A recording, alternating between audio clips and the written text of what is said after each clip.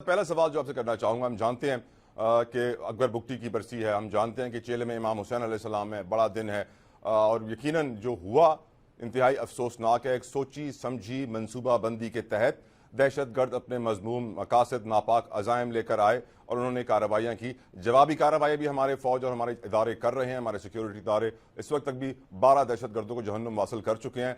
But overall how do you see this situation? क्या आपकी नज़र में ये सिचुएशन इस वक्त अलार्मिंग है? अगर हम थोड़ा सा बैकग्राउंड ही मद्देनजर रखें ब्रिगेडियर साहब। हमें बलूचिस्तान के डायनेमिक्स को समझना चाहिए। बलूचिस्तान देखें, इस 43% ऑफ पाकिस्तान, और बलूचिस्तान में माइंस एंड मिनरल्स की वजह से इम्पोर्टेंस है, और बलूचिस्तान में वहाँ पे सी पैक है, उस वजह से बलूचिस्तान इम्पोर्टेंट है। गवादर की वजह से बलूचिस्तान इम्पोर्टेंट है। देखिए, इसके अलावा चाइनीज के वहाँ पे प्रेजेंस है, चाइनीज के प्रेजेंस है। सी लाइंस ऑफ कम्युनिकेशन जो इंडियन समझते हैं वो दे आर थ्रेटन। और फिर देखें, गवादर की वजह से स्टेट ऑफ हॉर्मुज जो है नजदीक हैं, जहाँ से 40% जो वर्ल्ड ऑयल है वहां से गुजरता है। तो देखें, एक तो ये इसकी इम्पोर्टेंस है। सेकेंडली, आपके दुश्मन इंडिया ने आपको कभी एक्सेप्ट नहीं किया एज इंडिपेंडेंट सॉवरेन स्टेट, तो वो हर मुमकिन वो कोशिश कर रहा है जिससे आपको डिस्टेबलाइज करे। और देखें कि हमने पास में देखा कि जो वाकयात हुए हैं जो पिछले 20 साल थे अफगानिस्तान में, जो करजई की हुकूमत थी और इसके अलावा अशरफ गनी की हुकूमत थी, उस 20 साल में इंडिया ने वहां पे 66 ट्रेनिंग कैंप्स बनाए हुए थे और उनका फोकस था खैबर पख्तूनख्वा और बलूचिस्तान को डिस्टेबलाइज करना।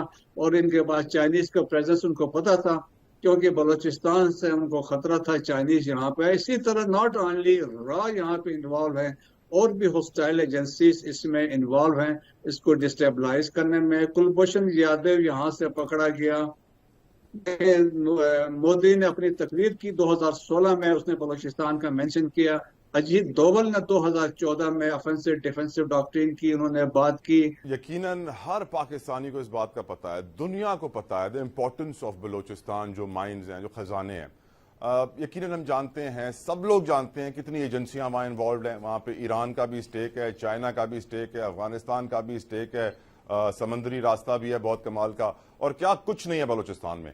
बट जो एहसास महरूमी है बलूचिस्तान की, क्या हमने अपना किरदार अदा किया है? सर, मैं 14 अगस्त से ब्रिगेडियर साहब ये बात करता आया हूं, आज भी करूंगा कि सैडली हम सिंधी, पंजाबी, बलोची, पठान बने हुए हैं, पाकिस्तानी को बनने को तैयार नहीं है। इस तासुब को खत्म करने के लिए मनहसुल कौम हमने क्या किया, हुक्मरानों ने क्या किया, सियासतदानों ने क्या किया, और दूसरे लोगों ने क्या किया? क्योंकि बलूचिस्तान आप जानते हैं आज भी अरबों रुपए पाकिस्तानियों को कमा के देता है रोजाना स्मगलिंग के थ्रू, लेकिन उसका जिक्र हमारे आर्मी चीफ करते हैं, उसे कंट्रोल नहीं कर पाते हैं। What is to be done to bring Balochistan in control? हालात को वापस काबू में लाने के लिए क्या करना होगा? एहसास महरूमी को दूर करने के लिए क्या करना होगा ब्रिगेडियर साहब, जो हमने आज तक नहीं किया? देखिए, बहुत इंपॉर्टेंट और वैलिड क्वेश्चन है। और over a period of time देखें, डिफरेंट गवर्नमेंट्स ने डिफरेंट कंसेप्ट्स के साथ उन्होंने प्रोजेक्ट्स लॉन्च किए। आगाज हुकूक बलूचिस्तान भी हमने सुना, खुशहाल बलूचिस्तान की बात भी, लेकिन अनफॉर्चुनेटली ग्राउंड में चीज़ें डिलीवर नहीं हो सकी हैं। मेरा खुद अपना बलूचिस्तान का 12 साल का एक्सपीरियंस है, तो मुझे पता है कि वहाँ पे हालात कैसे थे। तो socio economic development is very important, और जो लोगों के ग्रेवेंसेस है उनको हमें एड्रेस करना चाहिए। और development is mostly Baloch area में, जो पश्तून बेल्ट है वहाँ पे ज्यादा अच्छे है। वहाँ पे ये है कि लोगों ने वहाँ पढ़ लिख गए हैं या कारोबारी ज्यादा है, लेकिन बलोच बेल्ट में मोस्टली हम देख सकते हैं वहाँ पे ये निगलेक्टेड हैं, स्कूल्स के मसाइल हैं। फॉर एग्जाम्पल ब्रिगेडियर साहब, चागी में हमने अपने एटम बम का तजुर्बा किया। चागी में बेसिक हेल्थ यूनिट्स इस वक्त शॉर्ट हैं, ज्यादातर औरतों की वहां पर अमवात नाचाकी के दौरान होती है। सैडली हम बलूचिस्तान को वो इंफ्रास्ट्रक्चर नहीं दे सके जो हम बलूचिस्तान से ले रहे हैं, उसके बदले में हम क्या उतना दे रहे हैं ब्रिगेडियर साहब? जी बिल्कुल, बात आपकी बिल्कुल सही है। देखें, ये बलूचिस्तान गवर्नमेंट की रिस्पॉन्सिबिलिटी है, फेडरल गवर्नमेंट की रिस्पॉन्सिबिलिटी है। और देखें, इसीलिए तो देखें, जब अज़्म इस्तेहकाम का कंसेप्ट आया था तो उसमें यही कहा गया था सोशो इकोनॉमिक डेवलपमेंट हो, नेशनल एक्शन प्लान की इम्प्लीमेंटेशन हो, बलूचिस्तान के लोगों को लुक आफ्टर करें। Come back to you brigadier साहब, हमें ज्वाइन किया इस वक्त पाकिस्तान के एक सीनियर तरीन सियासतदान भी है, सीनियर तरीन कानूनदानों में से भी हैं, एतजाज एहसन हमारे साथ लाइन पर मौजूद हैं। اعزاز صاحب thank you so very much sir آپ کی قیمتی وقت کے لیے. آپ سر اس وقت کیا محسوس کر رہے ہیں جو پاکستان کے سب سے بڑے صوبے کے ساتھ ہو رہا ہے بلوچستان کے ساتھ؟ آپ کے دل پر کیا گزر رہی ہے اور کیا وجوہات ہیں آپ کی نظر میں کہ آج بلوچستان کا یہ حال ہے؟ کوئی بھی جگہ ہو، کوئی بھی ملک ہو، اگر وہاں آپ یہ ایک تاثر ملنا شروع ہو جائے لوگوں کو کہ یہ ہم آکوپائیڈ ہیں، ہمارا کوئی آواز نہیں ہے، ہماری کوئی بات نہیں سنتا، ہمارے جو اوپر حکومتیں ہیں وہ ہمارے اوپر بٹھا دی جاتی ہیں.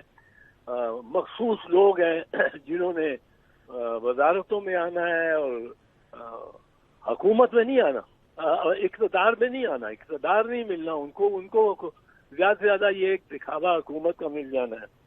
یہ ہماری پولیٹیکل جو گورنمنٹ ہیں یا پولیٹیکل پارٹیز ہیں یا پولیٹیکل عناصر ہیں، ہم جو سیاسی لوگ ہیں، ہمیں اقتدار کبھی نہیں ملا اس ملک میں. ہمیں حکومت مل جاتی ہے، ہمیں ایک ارینجمنٹ ہو جاتا ہے جس کو کانسٹیٹیوشن کے تحت بنا کے. اور بلوچستان کے لیے what is to be done Aizaz صاحب، کیا کرنا چاہیے؟ اب کوئی نیا ارینجمنٹ بننا چاہیے ان کے لیے؟ نہیں، ارینجمنٹ تو نہیں ہونا چاہیے، ارینجمنٹ تو ہے. ارینجمنٹ تو یہی ہے کہ جی یہ لوگ اقتدار میں اور یہ لوگ آپ آؤٹ آف دی پکچر ہیں، فریم میں ہی نہیں ہے. اور جس کو فریم سے آپ نکالتے ہیں وہ پھر فریم میں آنا چاہتا ہے، وہ اپنی رائٹس مانگتا ہے، وہ اپنی لیے جمہوریت مانگتا ہے، اپنی آواز مانگتا ہے، اپنا اقتدار مانگتا ہے. اور آپ پسپاؤ اس میں ریاستان ہوتا ہے. جو ریاست زبردستی حکمرانی کرنا چاہے اس کو نقصان ہوتا ہے اور وہ خود اس سے کمزور ہوتی ہے. تو یہ بلوچستان کا ایشو کوئی آج کا ایشو تو نہیں ہے. کریکٹ. یہ جو فلڈز آ رہے ہیں یہ آج کا تو ایشو نہیں ہے. ہر سال آپ دیکھیں گے 70 سال سے فلڈز آ رہے ہیں. یہ 4 سال سے صرف بلوچستان کے یہ جو واٹر کرنٹ ہیں، یہ رین کرنٹ ہیں، یہ ذرا زیادہ ہو گیا ہوا ہے، ان میں پانی زیادہ آیا. پر 70 سال سے ہمیں معلوم ہے کہ 9 مہینے 10 مہینے کے بعد یہی فلڈ آ جا رہا ہے.